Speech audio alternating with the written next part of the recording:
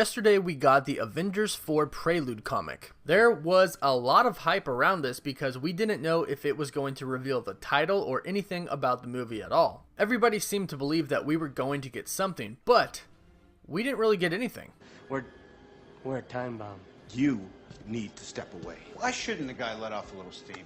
Now, normally they have the title, but normally the title is already out, and we don't have the title yet. We don't really have anything yet. As you can see here, the title is just Avengers Prelude. Now, this is one of 3, but this particular Prelude, Part 1, is really just a recap of Avengers Infinity War. Well, a recap of the first quarter of Avengers Infinity War. So, I'm going to do a breakdown of the Prelude, but just as a heads up, there's nothing about Avengers 4 in here. And I do think they did that on purpose because they knew this would come out around the time that the trailer came out. But there is a part 2 and a part 3 coming, so I'm hoping those will include some scenes that were not in Avengers Infinity War. Okay, so this starts off just like the movie. Thanos on Thor's ship, he just killed half the Asgardians, the other half escaped. Thanos gives his speech about destiny arriving. He has Thor by the head and he's talking to Loki saying, "Give me the Tesseract or I'll kill your brother." Loki says, "Kill away," and Thanos starts to use the Power Stone on Thor, but of course we know Loki stops him and pulls out the Tesseract. We then get the famous line, "We have a Hulk."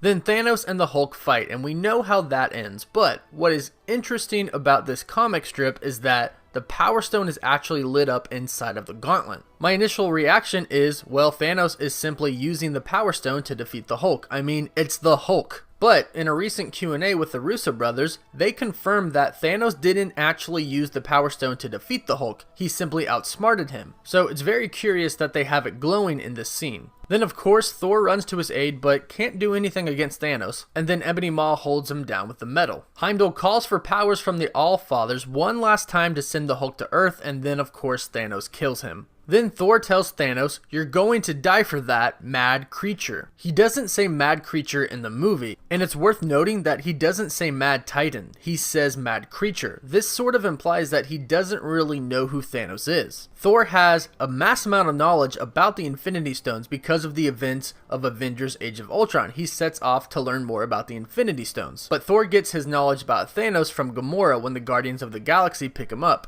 Then we have the scene where Ebony Maw praises Thanos and gives him the Tesseract. Then Thanos breaks the Tesseract and takes the Space Stone and puts it in the gauntlet. Then right after that, one of our favorites, Loki, comes out and tries to trick Thanos and attempts to kill him. Of course, Thanos knows what's coming and ends up killing Loki, as far as we're concerned so far at least. And then Thanos uses the Power Stone to destroy the rest of Thor's ship and uses the Space Stone to get himself and the children of Thanos out of there. So just like the movie, we cut to the next scene, which is the Hulk falling into the New York Sanctum Sanctorum. The Hulk crashes in and says, "Thanos is coming." But what's interesting about the comic is that he says a little bit more. He again says, "Thanos, he's coming for the stones. We need to find Tony Stark now." This is why these preludes are pretty cool, because you get a little bit more from them. Little tidbits here and there that you didn't get in the movie. We then cut right to the scene where Wong is explaining to Tony Stark and Bruce Banner what the Infinity Stones are. Tony says, "Pepper sure ain't gonna love me ditching out on her for this." This is a line that was not in the movie, but what this means is that Tony knows how big this is. This is what he's been fearing since the first Avengers movie in New York. He said Loki.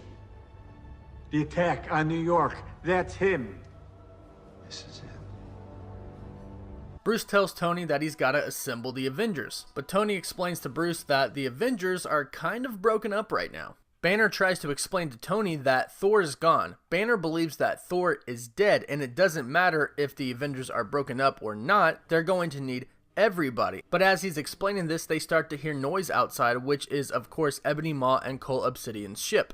They then go outside, in which they encounter Ebony Maw and Cole Obsidian. Then Tony asks Banner to get the Hulk to come out. But what he says is a little bit different than what he says in the movie. Tony says Banner, or Hulk, want a piece. And Banner replies with, "I'm sorry, I can't," or "he won't." So right here, they're clearly stating that the Hulk and Banner are two very different people, much like we learned in Thor Ragnarok. The Hulk has a mind of his own, and he's done fighting Banner's fights for him, so that's why Banner says he won't come out. It seems like they're setting it up for Professor Hulk to come in Avengers 4, but we'll see what the next 2 Prelude comics have to say about it. We then go through the same scene that we saw in Infinity War, where Doctor Strange sends Banner to the park and Tony ends up there as well when he gets hit by Cole Obsidian's hammer. Spider-Man ends up showing up and saving Tony Stark, but here's where something gets really interesting. Ebony Maw tries to grab the Eye of Agamotto, which is holding the Time Stone from Doctor Strange, and he burns his hand. But what Doctor Strange says here is different than what he says in the movie. He says, "It's a simple spell binding the stone to me, but quite unbreakable." They add the binding the stone to me in this Prelude comic. It's not in the movie. You may have caught my video on the theory that Doctor Strange actually cursed the Time Stone. Well, this could further back that theory, because he didn't say that he put a curse on the Eye of Agamotto. He said that it's a simple spell binding the stone to me. So perhaps Doctor Strange really did curse the Time Stone, and that's why he gave it up to Thanos so easily. We'll have to wait and see on that one. So the next few strips are exactly like they are in the movie. Ebony Maw takes Doctor Strange and Iron Man sends Spider-Man after him. Wong ends up showing up and saves Tony from Cole Obsidian. And then Spider-Man ends up stuck on Ebony Maw's ship, in which Iron Man goes after him. As Spider-Man begins to run out of air and falls from the ship, Iron Man hits him with his new Iron Spider suit. That was such an amazing scene in the movie, and it looks just as amazing in the comic strip as well.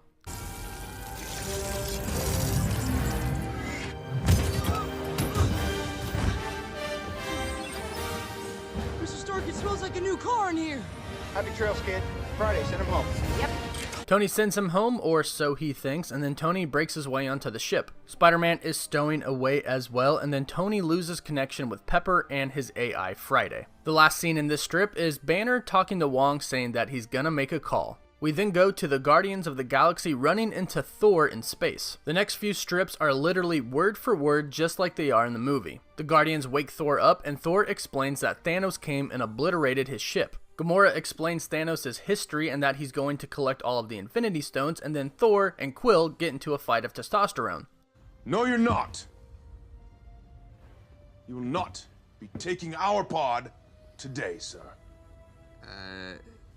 Quill, are you making your voice deeper? He just did it again. This is my voice.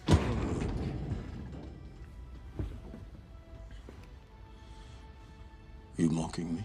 Thor explains that Thanos is going to nowhere to collect the Reality Stone. Thanos is going to nowhere because there are 6 Infinity Stones, and Thanos already has 2 of them, the Space Stone and the Power Stone. Thor continues to explain that the Time and the Mind Stone are on Earth with the Avengers, and nobody knows where the Soul Stone is, therefore Thanos must be going after the Reality Stone, which means he's going to nowhere. After the conversation with Thor, the Guardians of the Galaxy split up. Rocket and Groot go with Thor, and then Quill, Gamora, Drax, and Mantis go to nowhere. Thor, Rocket, and Groot go to Nidavellir to collect Stormbreaker, and the rest of the Guardians of the Galaxy go to nowhere to try and stop Thanos. And then we cut to Wanda and Vision in the last scene in Scotland. After the events of Civil War, Wanda and Viz developed a relationship together and have been sneaking off randomly at times so they could be together. Remember that Wanda is technically a fugitive right now and is wanted by the United Nations. So this scene is just like it is in the movie as well. They're talking about not going back to the rest of the Avengers and staying together because their relationship works. Then Vision feels the stone and he says, "It's as if it's speaking to me. Tell me what you feel," and Wanda says, "I just feel you." And that's when they see the news on the TV in the background, where the reporter says that there's been a spaceship that has touched down in Manhattan and that there have been several Avengers on site and now Iron Man is missing. And that's when Proxima Midnight and Corvus Glaive show up and stab Vision in the back all the way through the chest, which stops him from completely phasing and makes his systems fail. Wanda fights back and tries to get away with her and Vision, but Proxima Midnight shoots her out of the sky with her spear. This is where Vision then tells Wanda to please leave, but she says, "You asked me to stay, I'm staying." And that's where it ends.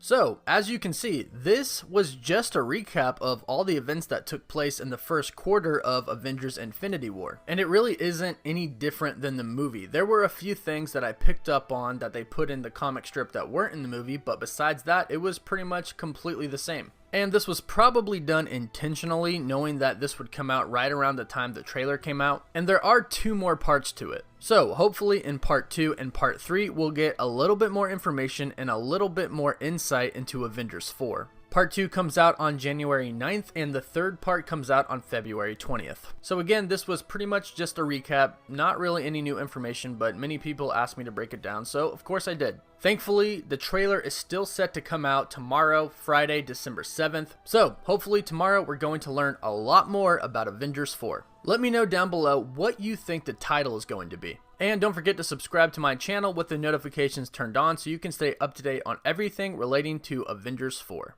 As always, thank you all so much for watching. Woof woof.